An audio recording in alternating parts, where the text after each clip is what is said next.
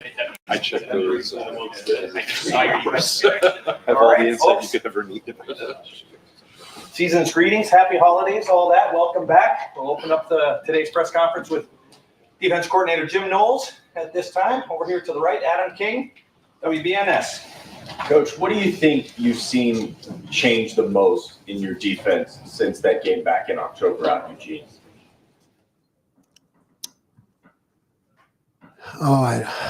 It's been a pretty good season. I mean, that game, we gave up a few plays that we shouldn't have. So, I don't know. I guess I'd just say a renewed intensity to, get lined up faster and, do your job. But I think it's been pretty strong throughout the year. We had a subpar game. Over to the left, Dan Hope, 11 Warriors. Jim, you mentioned that one game is really kind of an anomaly, at least statistically, when you look at what your defense has done this year. How much do you look at it as, we didn't do what we needed to do in this game, and how much of it is just Oregon's a really good offense? Both. They're really good. They challenge you in a lot of ways. And we can be better, and we have to be better. But certainly they're a very good team, very good offense, and they challenge you. Stefan Kreisnig, Cleveland.com. You've talked since that game a few times about your confidence in Denzel and the numbers back up the way he's played since that game. Where have you seen him kind of improve the most since then, or is it kind of that same way of that felt like more anomaly and what we've seen the rest of the way is kind of what you can expect from him? Yeah, he's steady. He's a great player, great person. That job that he does, and he'll be doing it for many years. It's, you're on an island, and there are times where, you don't make the play. So, but I feel like his resolve has been the same, and our trust in him has always been the same. So, we all learn how to handle ourselves in times of adversity, and he's a guy that's always going to bounce back. Pat Murphy, 24/7 Sports. You were talking about Oregon's offense in that game, but as you've watched them since then, do you see differences? Do you see things that maybe you didn't see in that first game that will be maybe more relevant for this one? Yeah, you're always going to see things. You can see how they attacked us and how they attacked other teams for the remainder of the season. So, yeah, you're always going to pick up things. That's the job of a coach. But they've been pretty steady. They've been really good the entire year. Tony Girdman, Buckeye Huddle. Jim, is there any downside or just you've already played Oregon, and for a defensive coordinator, is there any part of that is a burden in already having played this team and they've seen what you've done, or is it all beneficial to have already played them? It's all beneficial, and it's all a burden. You know what I mean? It's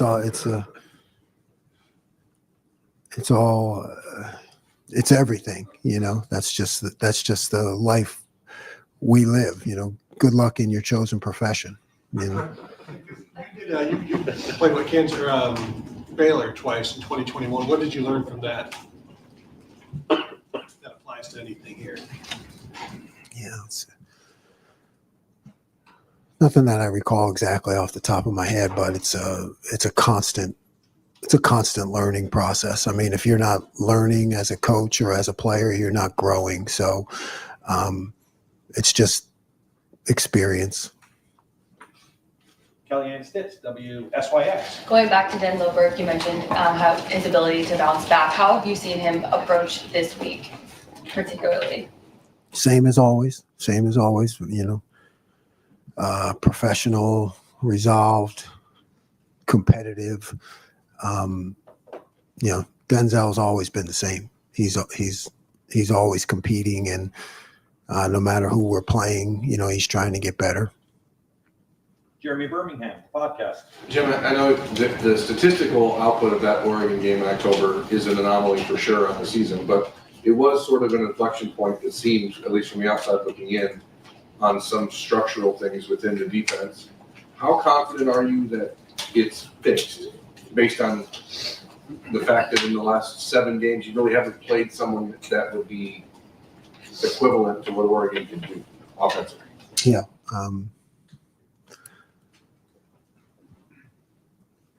I'm always confident that it's fixed, and then of course, you always stay up at night concerned about other things, so it's a process. Obviously we have to go out there and do it. It's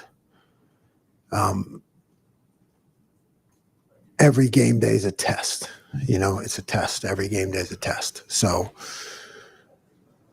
no matter what is done previously, you don't get any credit for that. You got to go out there and prove yourself. Dylan Davis, Delaware Gazette. Edric's a guy, obviously, who's playing more and more.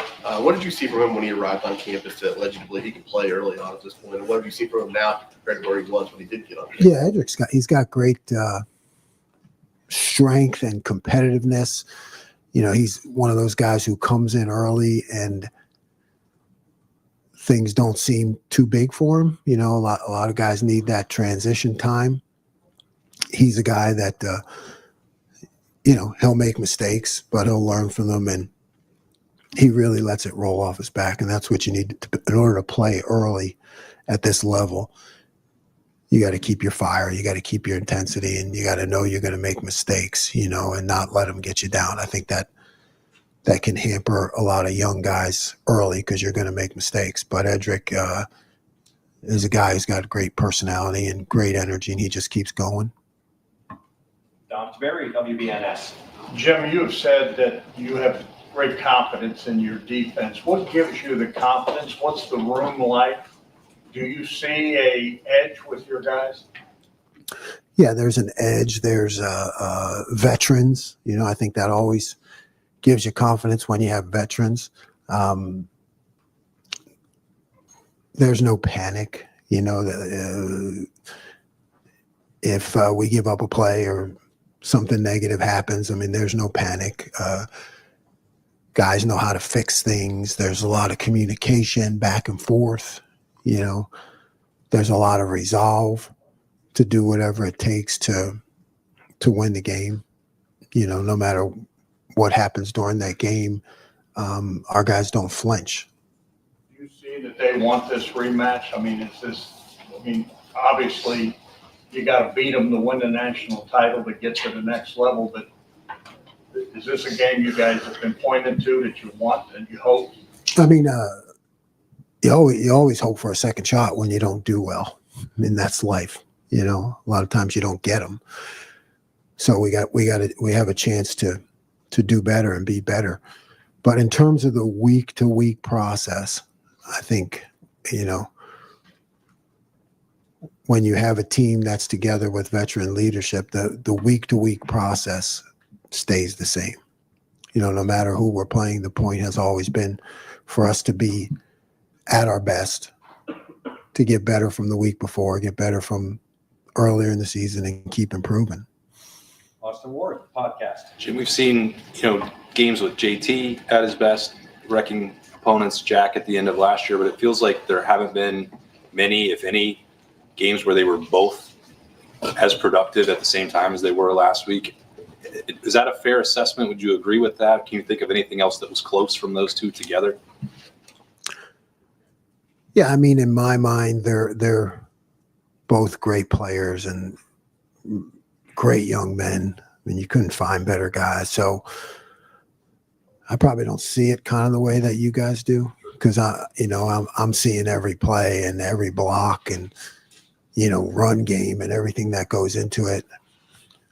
I know you guys or the fans tend to just see the highlights, but they've been consistent throughout my tenure here. Bill Rabinowitz, Columbus Dispatch. The word that was used after the Oregon game was re-engineering for the defense. I'm not expecting you to divulge too many details, although I'd be happy if you did. What really did change structurally, maybe psychologically, whatever. What was the big difference after that game? And how hard was that for you, being a veteran coach and having to reassess the way you did that game? Yeah, it wasn't hard at all. I think if you're going to survive in this profession and grow, not just survive but grow and get better, you always have to look at yourself. You have to, see things that happen on the field and go back to, how did I coach that? How did I prepare for that? You have to take responsibility. So, probably when I was younger, that was hard, because you take it personally. I think now, my job is to not be emotional about it. My job is to fix it. That's my job. So, you got to evaluate it, and you can't blame the players. I think that's the biggest thing, you have to go back to how you're coaching and your process. So, in terms of the changes,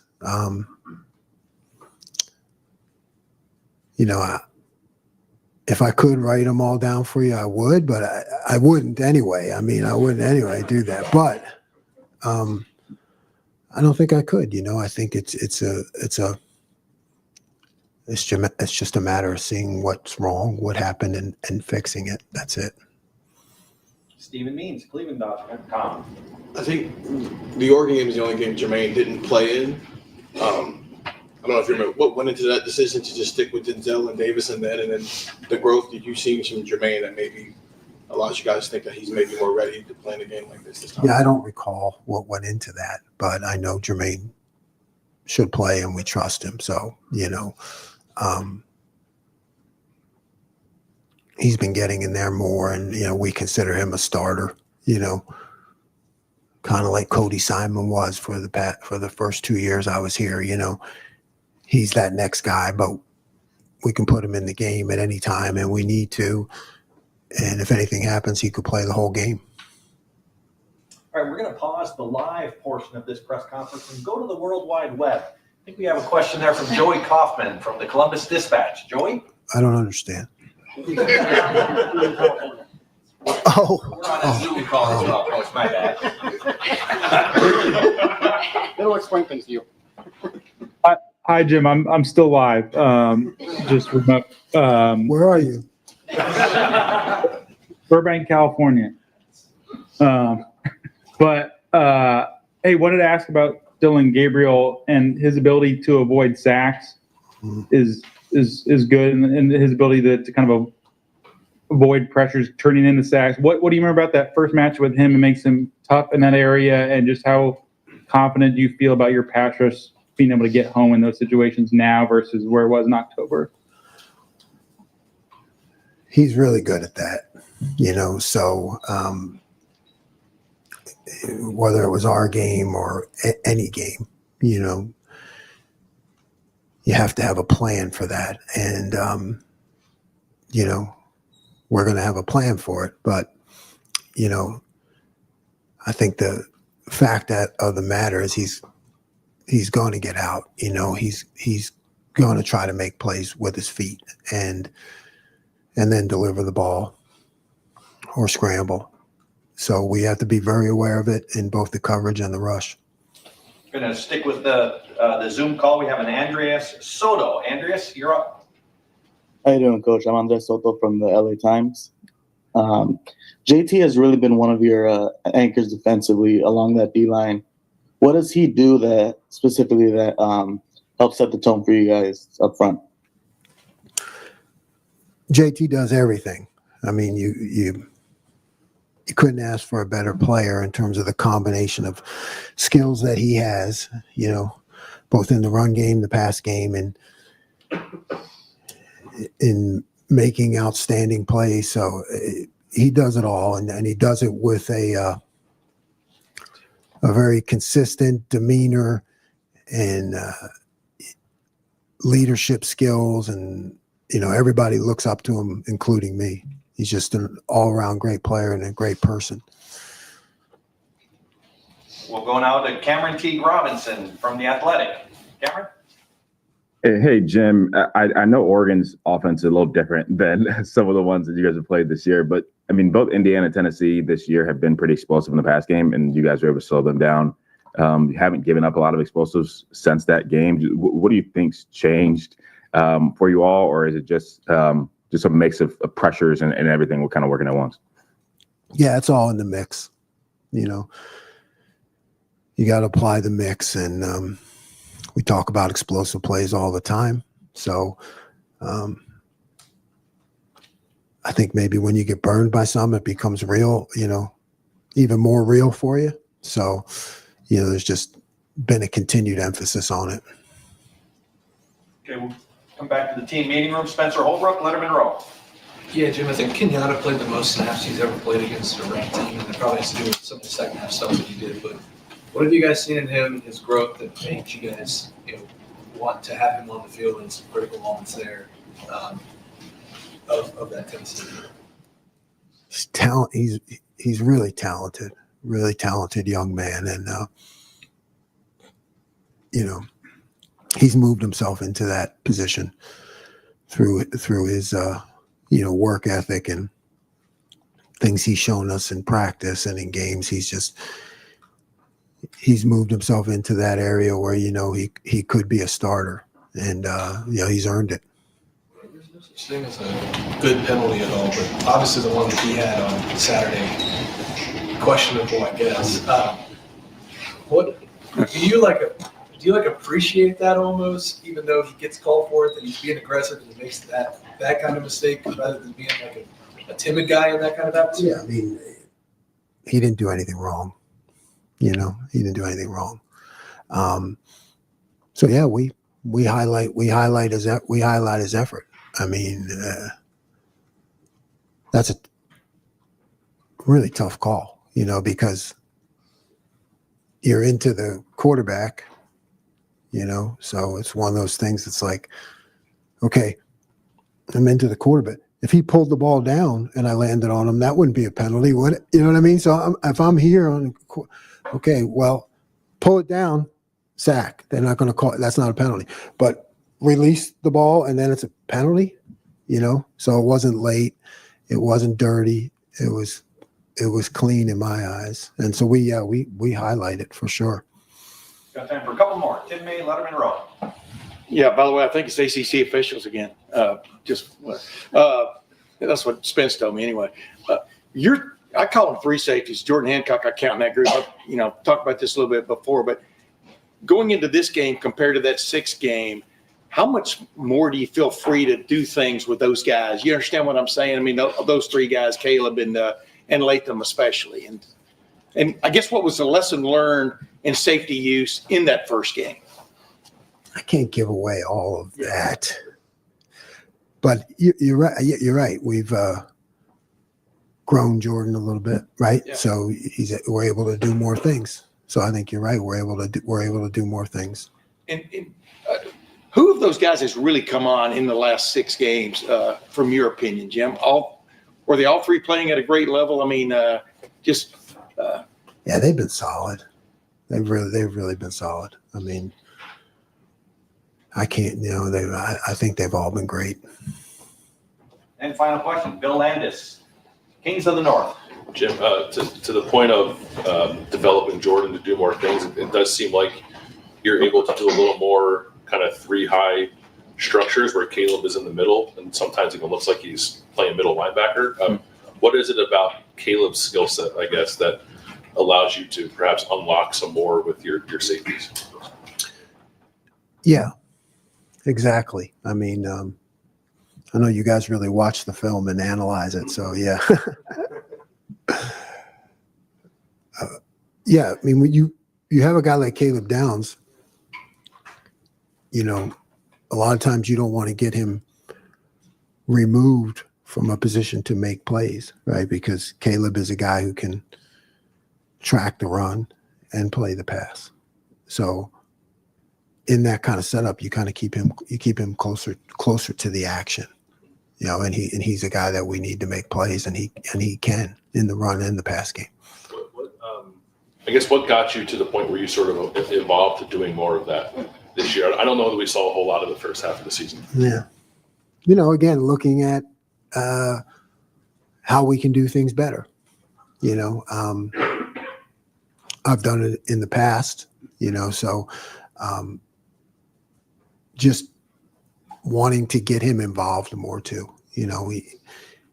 He's a guy, like I said, who can make a lot of plays and make a lot of things right. He can make a lot of people right. So you think about how to get him involved more, and that's one of the ways to do it. Coach, thank you very much.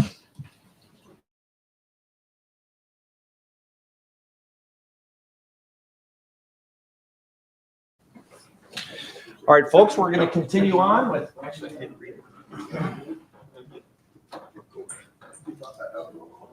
our Friday interviews. We have defensive end JT Tuimoloau.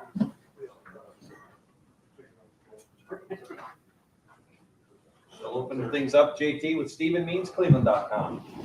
I know it was just one snap, but when you were lined up at defensive tackle and then you hop back and eventually a QB spy on a play like that, first of all, when that's presented to you in practice, what are you thinking about? And also, what about your skill set? Your athleticism allows you to be able to do stuff like that, essentially like Jack stuff. Yeah. When that first was brought up, I was just thanking the coaches for trusting me with that.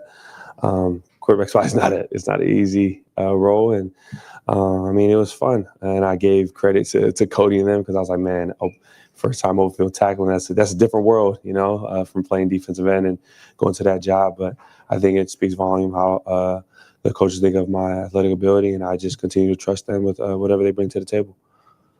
Stefan Kreisny, Cleveland.com. Coach Day has talked about, the best players need to step up in the biggest games. This stretch of Indiana, Michigan, Tennessee, and now going into Oregon, you and Jack have been probably playing your best football this season, I guess. Mm-hmm. How much do you guys communicate about that, about really needing to step up when these games kind of heighten, and how much as a veteran do you kind of understand that? Yeah, it's nonstop with the communication on that part. I think we also understand that it takes everybody in this Woody to get the things that we need to get done. That's on our list of goals that we want to accomplish. But we just understand that if we just continue to do our job and just continue to just trust one another and just play as fast as we can, as hard as we can, then I think everything will just fall right in line. Dan Hope, 11 Warriors. JT, you guys didn't get any sacks the first time against Oregon. What do you look at as you need to do better the second time around to make that happen? Yeah, I think we just got to play as a collective four and just understand that, their offense is an explosive offense. They're a talented offense. We understand that we need to clean things up from the first game, from the first time we met. And I think that's what we're doing leading up to this game, taking it one day at a time and just continue to find those areas of attacking and just staying within the wheelhouse. Dylan's obviously a really elusive guy. What makes him so tough to play against? He's very wise. He's been in the game and he knows what to do. He's a very talented quarterback, a left-handed quarterback, and he's very smart. He doesn't really take too many chances. He knows what he wants to do, and he goes through his reads really well. So that's a very talented quarterback, and he's having a very talented year.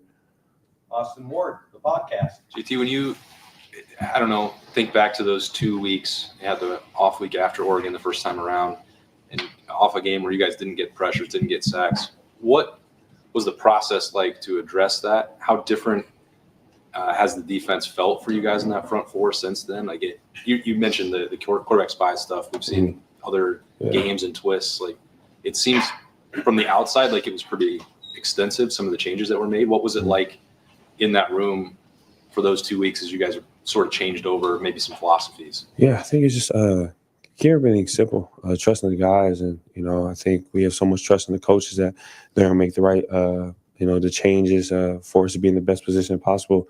And I think they did just that. And I think for us, we just had to go out there and just accomplish the plan. And whatever play was called, whatever it may be, just go out there and execute it. One thing we've been preaching is execution is really the motive. Anything we called, but as long as everybody's mindset has one mentality, which is just go get it and make sure there's no yard gain. I think that changes the mindset of everybody on the Silver Bullet defense.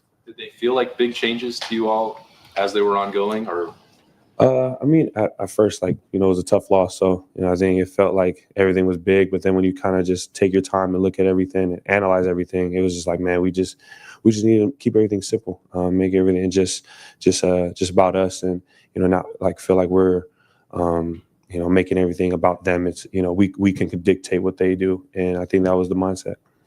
Tim May, Letterman Row. Yeah, JT, I know you get to watch a little bit of video of Caleb and Lathan and Jordan. What stands out about that group from your vantage point, from your perspective? They're relentless, man. I mean, Lathan, Caleb, and I mean everybody in that BIA core. Yes, they can cover, but when it's time to stop the run, they'll come down 12 yards out, however far off the front line of scrimmage, and come and throw their nose in there. And I respect them for that, because there's gonna be times where we need them to make them tackles, and I mean they're displaying it this whole season. Yeah, how critical are they in a game of this magnitude? Obviously, everybody's critical, but you know what I mean? Yeah. Sort of the last line of defense, but sometimes the last line of defense is in the middle of it. Yeah. I mean, they play a huge role. I mean, like you said, it takes everybody from the front four. It's like a chain reaction. The front four don't do their job, then, it falls, the back end. So we all have to work as a collective unit. And I think there's a reason that there's 11 of us out there. And, it's crazy. If one person doesn't do their job, then, something can go wrong. But if we just all continue to stay communication with one another, continue to just let each other know we have each other's backs and just trust one another, then, man, I think that performance is going to be off the charts. Over to the right, Kellyanne Stitz, WSYX. JT, how would you describe the mentality of the defense right now, getting this opportunity for a rematch with Oregon? Yeah, hungry and thankful. I mean, we know how the last time went.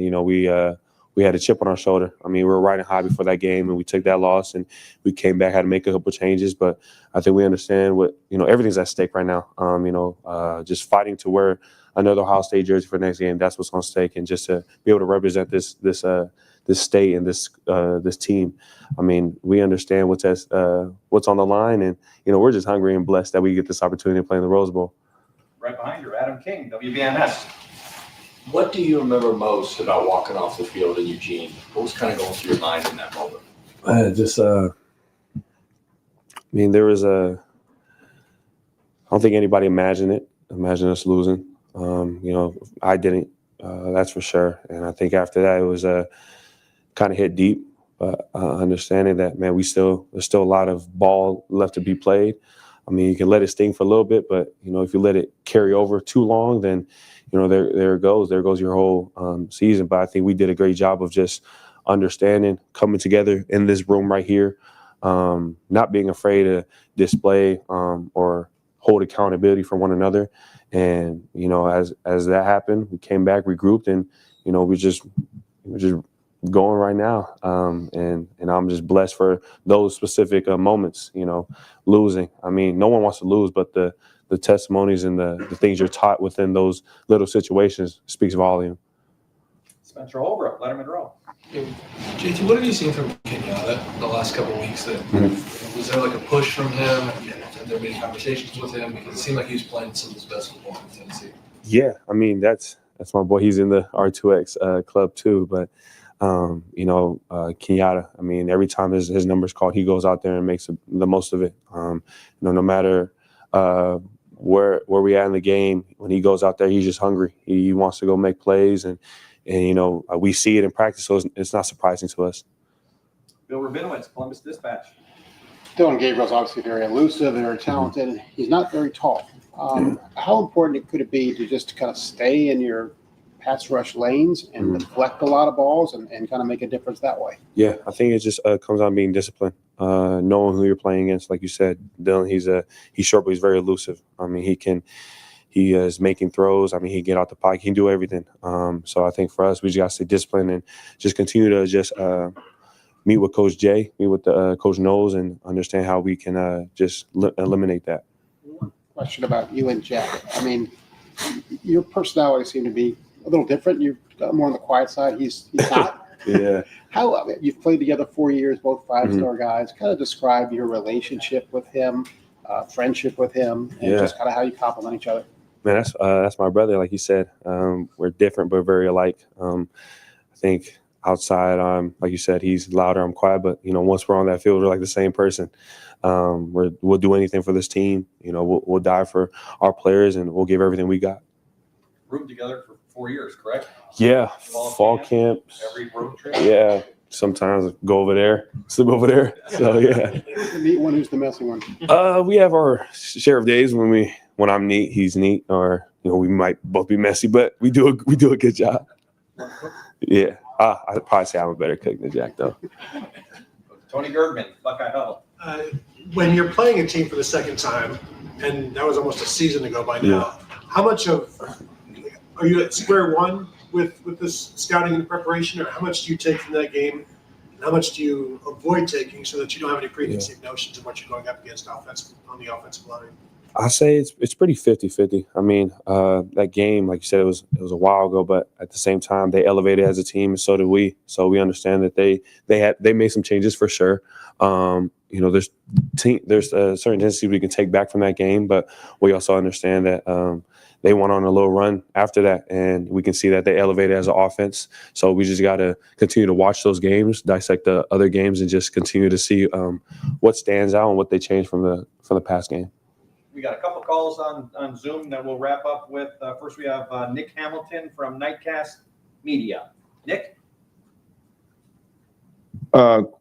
Just wanted to ask you basically about the synergy of this defense and how you guys were able to not only celebrate the triumphs, but get through the adversity, be able to be this top-notch defense that you are in college football today. Can you repeat the question one more time? Yeah, no problem. I wanted to ask you about the synergy you all were able to develop over the course of the season, obviously celebrating the triumphs, but also getting through the adversities to where you all are the top-notch defense that you all are today. Yeah, I mean, like you said, we went through a lot of triumphs and trials, but there's a lot of things we can take away from all the wins and losses. And from those wins, we understood that, hey, we can be the best defense in the country. And from those losses, we understand that there's still things that need to be fixed. And I think when you take all that in at once, it comes down to the common goal or the common topic, which is there's always learning points everywhere. And depending how we dissect those games or how we just continue to come as one and elevate, we continue to just collect all those learning points and just continue to grow from them. And one final question, Joey Kaufman, Columbus Dispatch. Joey? JT, what have you guys done better especially in the Tennessee game and just late in the season? You think about turning some of the pressures that you've got on quarterbacks into sacks and getting it home in some of those situations? Yeah, I think it was more just understanding the defense as a whole, understanding everybody's job. I think as the season went on, we had to understand that we have to know what's going on in the back end. We have to know what's going on with the linebacker crew to understand what plays we have room of freedom in. And I think once we understood that and got a better understanding of everybody's job, I mean, it showed this play because everybody knows what each other's doing. It's not like the linebackers know what they're doing, and the corners and BI, they know only their job. I think we all know each other's job, and we continue to ask each other questions on if they're blitzing, how they can get to the quarterback. And, if I'm dropping and playing quarterback spot, I can ask Cody on how to open field tackle. So, we just kind of lean on each other's understanding because, like I said, like Denzel knows how to play corner better than I know how to play corner. So, he has more wisdom at that position than I do. JT, thank you very much. Thank you.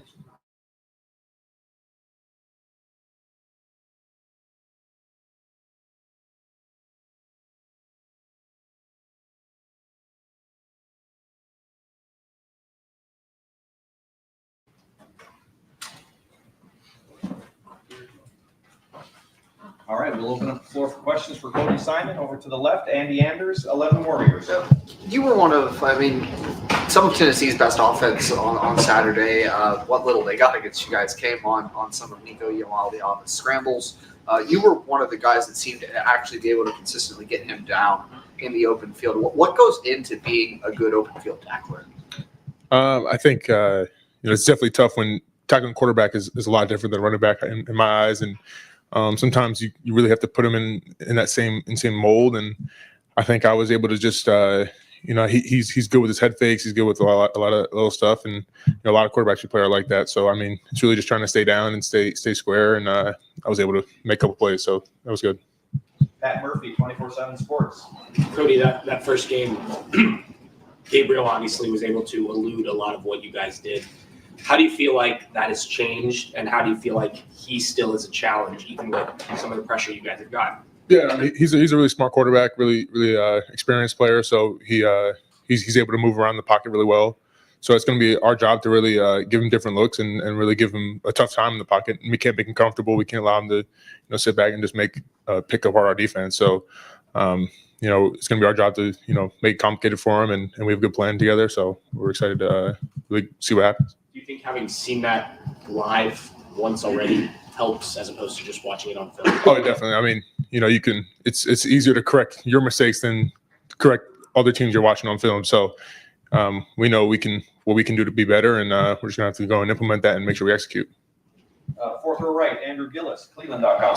Cody, Terrence Ferguson is obviously a pretty big part of their offense. I think he had 4 catches against you guys last time, but there were some big plays, including that 4-time conversion. What challenge does he provide, especially when you have an offense that is as talented as they are on the outside, and you have a guy like that up the tight end? Yeah, no, he's a big frame, big tall player, and he's a good player. I mean, we have to, really, it's about following our rules. We have different things that we can play against them and different coverages, and so we're going to be try to change things up and really be able to focus on all their skill players and all their talented. They have talented offense. So for us, it's just going to be matching up well and doing what we do best.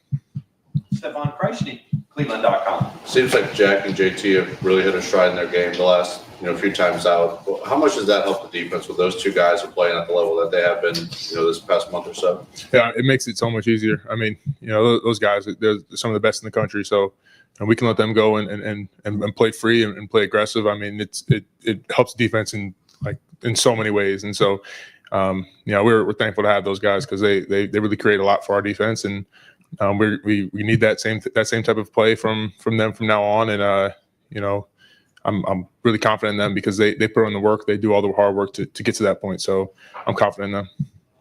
Austin Ward, the podcast. Cody, was that the first helmet you've ever cracked? Yeah, I think so. I mean, I didn't even know at the time it was cracked. I wish I brought my feet more in that play, but it was pretty cool. I mean, I've never really seen that happen before. So except for Mahomes, I think. Yeah. Did you guys have any sense after that? It was such a physical hit. It was also a key tackle to get off the field. Did you think that sent any message both for the rest of you guys on the defensive side or to Tennessee about what that game was going to be like? Yeah, I mean, we knew how important stops were in that game, and more so than the hit, just to be able to get off the field. I think that was a huge part for us because we know if they can drive the ball and create big plays, it'd be a tough and long day for us on defense. So, I'm happy that we got those stops that we needed to get, and that was one of them. And all those stops really propelled us to have a good game on defense. Bill Rabinowitz, Columbus Dispatch. Cody, what changed the most after the Oregon game and the re-engineering of the defense? Was it mindset? Was it a schematic thing? What changed the most? I'd say the most prominent change is really just that attitude and that mindset. I mean, we knew we played good before that, and we'd done a lot of things, but sometimes you need a little like juice and a little bit of that. So obviously stuff has changed, scheme has changed, stuff is attitude has changed, but I think we have that mentality that we have to be able to win games no matter what on defense, and to be able to do that. I mean, we say it all the time in our meetings, it doesn't matter what the offense does, we should go out there and be able to win a game. So I think we brought back that mentality, and it has to keep going. It can't just stop at Tennessee, it has to keep going to Oregon.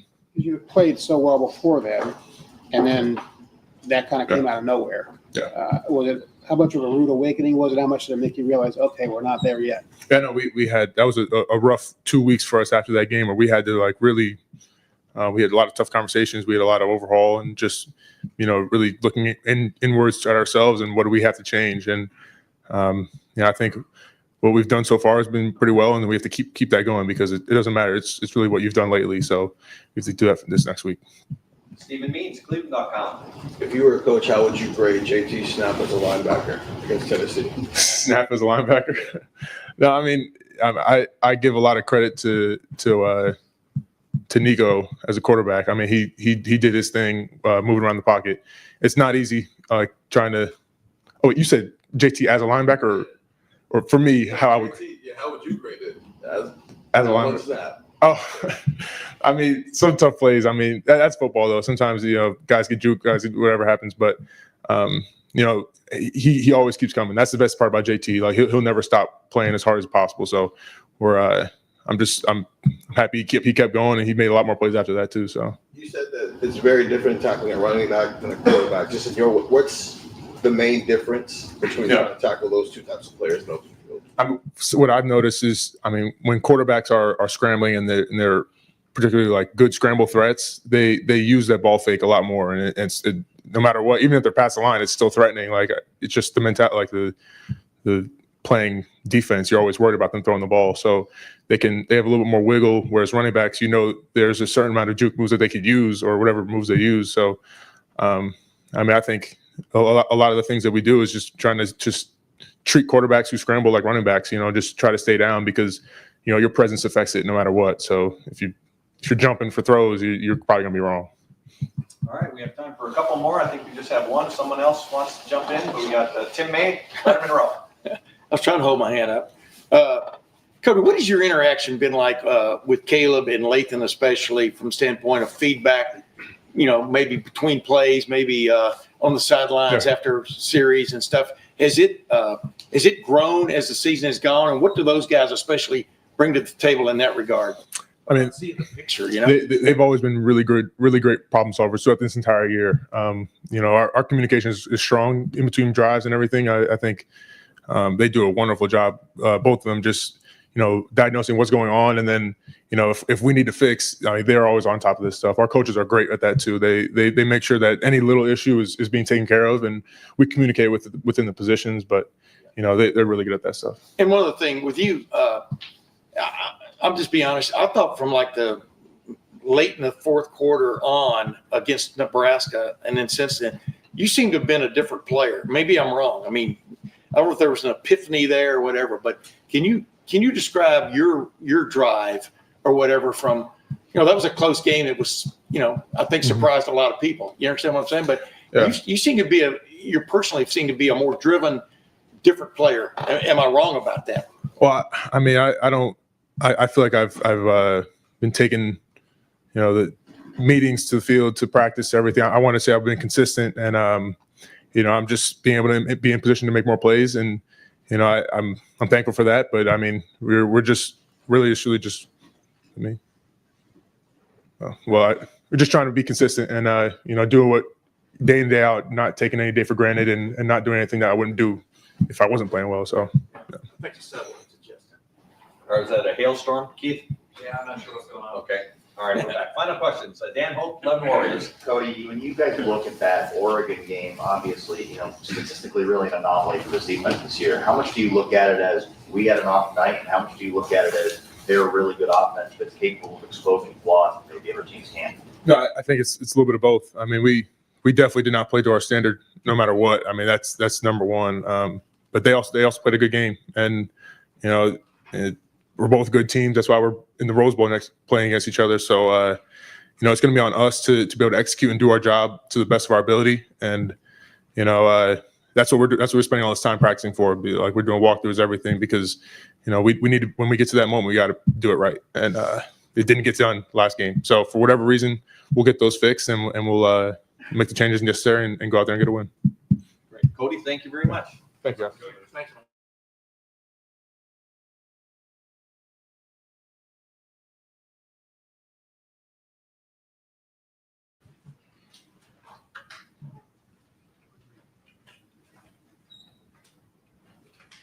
Thanks, Jordan.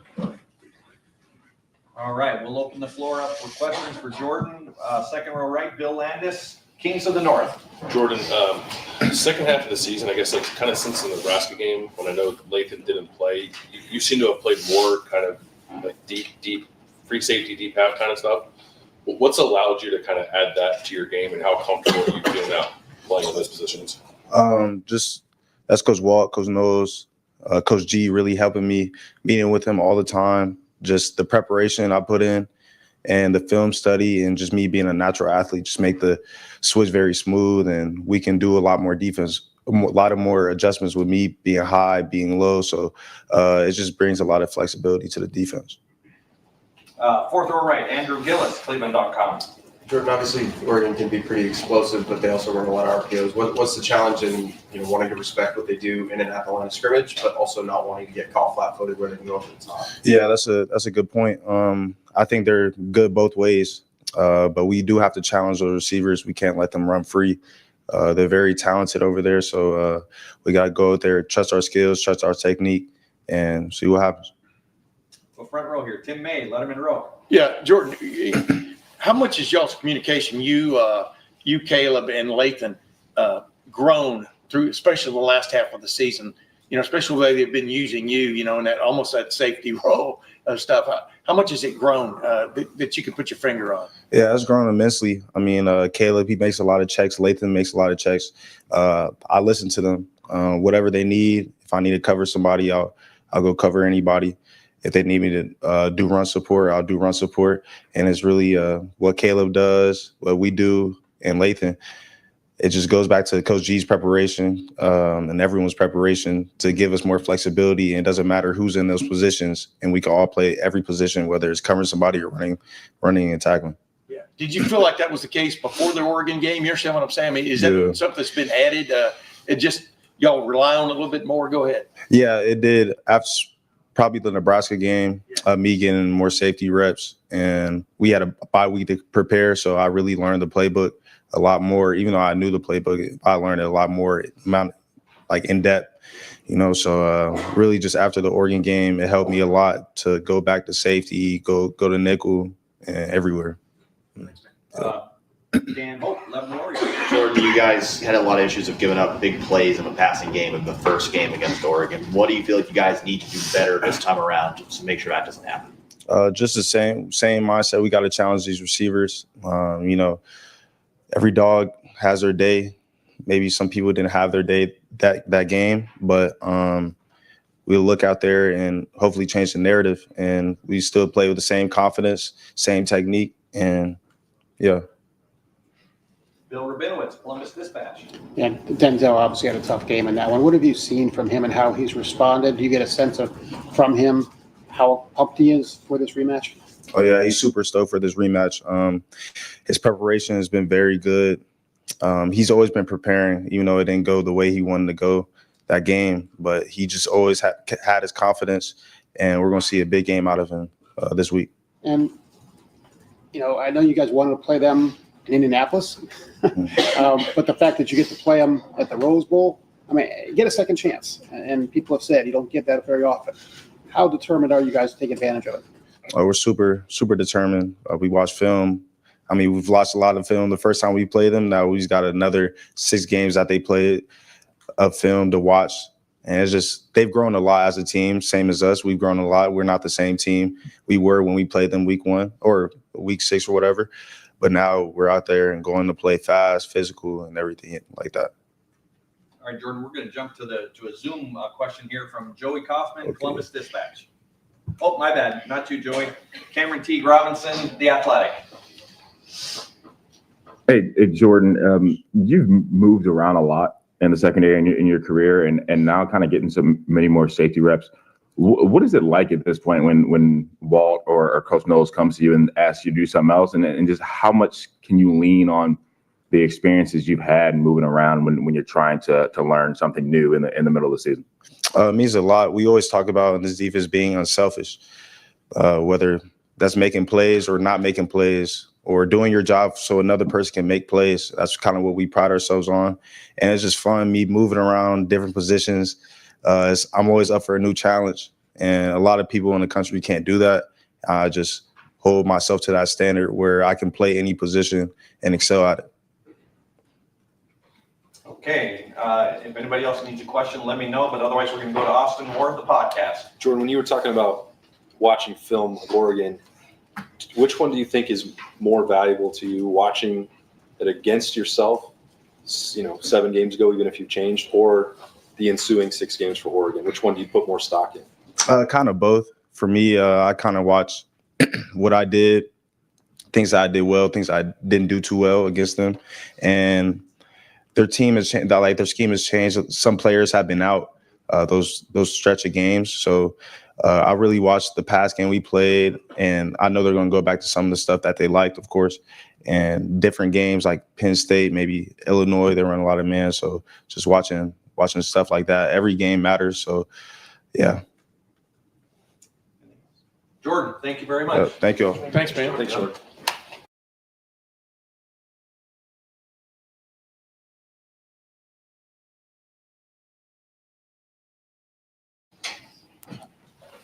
Thanks, Ty. Yes, sir. All right, we will open up the floor.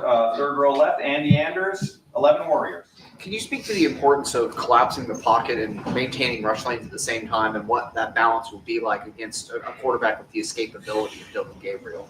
I think it's extremely important. You know, I mean, a lot of quarterbacks and nowadays are very mobile quarterbacks. So I think it's very important to build a rushers for. I mean, that's what we preach all the time: build a rushers for, rush together. And, you know, if we can collapse the pocket and make it harder for him to be able to escape, he really has to make his reads. He has to sit back and throw the ball, and then that's what we want him to do. We want him to be able to make it pressure when he throws the ball every single time. So being able to cage the pocket and collapse the pocket while he's throwing the ball makes it easier for us to make sacks. Right next door, Dan Hope, 11 Warriors. Ty, just when you look at that first game not getting any sacks, what do you feel like you guys didn't do well enough as a pass rush that first game, and how can you improve on that this time? I think it all comes down to technique. I mean, we knew what we wanted to do getting in the game, and we didn't get it done. So I think going into this game, we have to just hone on the smaller things that can help us win against offensive linemen. So being able to go whether that's getting past them or making a certain move to get past them, we know we have to do. So we just have to really hone in our technique and really do it at that time or that moment. And as I said before, just rushing as four and going together, I mean, it makes it easier to get a sack. Front row right, Austin Ward, the podcast. Ty, when you think back to that first meeting and then having 2 weeks to look at, dissect what happened, try and correct it, how different does the way you guys rush the passer feel now compared to whether that's scheme, whether that's mentality, whatever, working with four? How many changes were made? Did it feel significant to you all in the moment as you were trying to get it fixed? Yeah, I think Knowles did a good job just helping us, allowing us to, when it's time to go, it's time to go. I mean, he allows the defensive ends to be able to go after the quarterback when they have a chance. In certain plays, we get to do that, and then allowing certain guys and certain blitzes to really mess up what the quarterback is thinking. So it allows us to have more pressure and be able to allow us to do more moves at the time because it makes the offense confused of what we're doing. So by allowing putting blitzes in there really mixes up the pass rush for us and allows us to get sacks. Tim May, Letterman Row. Yeah, with that said, like, for example, last Saturday night against Tuimoloau. Yeah, I said it right, I think. But he was quite elusive and stuff. Was that a good, prep for this week? I mean, because Dylan Gabriel's a little bit different scrambler, but he still gets the job done. Yeah, that was definitely good to have because, like I said, I mean, all the quarterbacks are very mobile, and be able to have more experience versus mobile quarterbacks helps us, obviously, being able to just help us hone and learn from what we had and had them going through the hole and had them scrambles, what we can learn from those scrambles. And we going from that game and the past game we played against Oregon, just learning the quarterback's tendencies and when they like to run or where they like to run, and it really helps us out, really closing the cage and caging the pocket for them. Is there a fine line between being aggressive but also being wary? This guy can slip away. You understand what I'm saying, Ty? I mean, yeah. You can't just go right at. I mean, go ahead. I'm sorry. Yeah, he's definitely a quarterback and then get outside the pocket. So I mean, he's definitely a threat. He's the main guy in the offense. He runs the show. So I mean, being able to stop him and contain him really slows the offense down. So being able to cage the pocket and be able to slow him down and make more decisions on the run or moving around, it really helps us. Go ahead. Did you have one more, Tim? I'm sorry. Well, no, I did want to ask about their center. How impressed were you with him last time you guys played? He seems to have a pretty good game, and he's actually a kind of a tough guy to move out of there and stuff. Yeah. He looks like. I mean, what's your impression of him? He's definitely one of the better centers in the conference. I mean, he's a really good guy. I mean, being able to be in there, be the size and be able to move the way he can, it's really hard to get around him at times. But it's definitely having a game plan and working the tendencies that he has and be able to work against that. It really helps me. He's a wild dude. Yeah.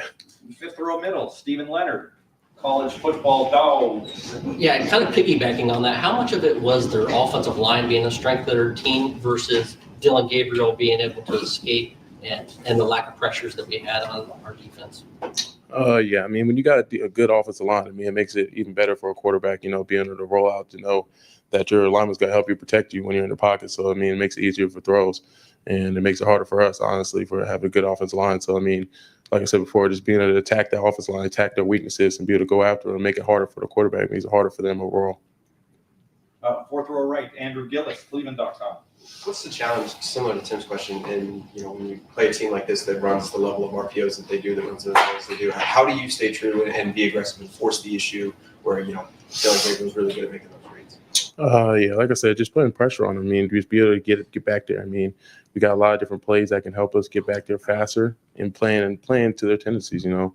A lot of times they have the RPO. The RPO helps them out. It means to get the ball out fast. I mean, things like Jackson and JT being able to get their hands up, knock the ball down, creates a extreme amount of pressure for the quarterback when you got hands in your face all times.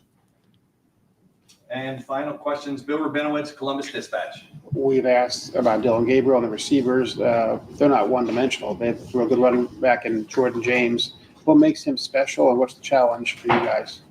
I think he's definitely one of the better running backs in the conference as well. I mean, just how hard he runs it's hard to bring him down at times. So, I mean, as a front four, we pride stopping the run. That's the first thing we're going to do as we go on in the game. I mean, pass rushing is good and all, but if we can't stop the run, I mean, they're going to run the ball down your throat all the time. So, all the time we have to figure out how we're going to stop them, how we're going to run the ball, and then we're going to take them down. So, I mean, it's our job as a front four to go in there and stop the run. We're going to make them one-dimensional as we go out there. So, I mean, as we get out there every time, every mindset we go out there, it means we're going to get them. We're not going to allow them to get any yards, allow them to get going. We're going to stop them. We're going to make them throw the ball. When JT was up here, I asked him about kind of compare and contrast him and Jack, his personalities. What's your take on that? How different are they as just personalities? I definitely think Jack is more outgoing. I mean, the guy, he's like the light that shines around. I mean, everybody grows around him and everybody loves him. He's the outgoing guy that'll come to you, shake your hand any time of day. And then JT's more of the glue guy. I mean, a lot of guys gravitate to him. I mean, he just has a bright smile on him all the time. He's just a great guy that people like to be around. I mean, they're two good people, so it's hard to tell. And Ty, I do have one more question for you. Tony Erdman, Buckeye Hub. You guys obviously have faced tempo. You did it last week. What's the key for you as a defensive lineman facing tempo? Yeah, I mean, we've been going through it all week in the past 2 weeks. It's just getting set. I mean, that's the first thing you do. If you're not set, I mean, it makes it hard to do your job. So us being able to get on the ball, get set before they're lined up and snap the ball is one of the more important things. So when we're set, we're able to do our jobs at the efficiency before they can do theirs. How difficult is that? It can be difficult at times. You got to look to the sideline first. You got to get the call. I mean, the call has to be set down first. So it can't be difficult at times, but that's definitely what we've been working on the past few weeks, is just get a call early, get set so we can go and play faster. Is there ever a time where you've chased a play to one side of the field, and now it's lined up, they're going to be headed to the other side, so you've got to you're just running sideline to sideline just to get play? Yeah, I mean, that happened a lot last game. It's hard. It's definitely tough. I mean, that's what we work on in practice, just we move as fast as we can. We're simulating these things so we can get into the game. It's a lot easier. So we moving around side to side, running around, doing extra conditioning just for moments like this. Ty, thank you very much. All right, thank you. Thanks, Ty.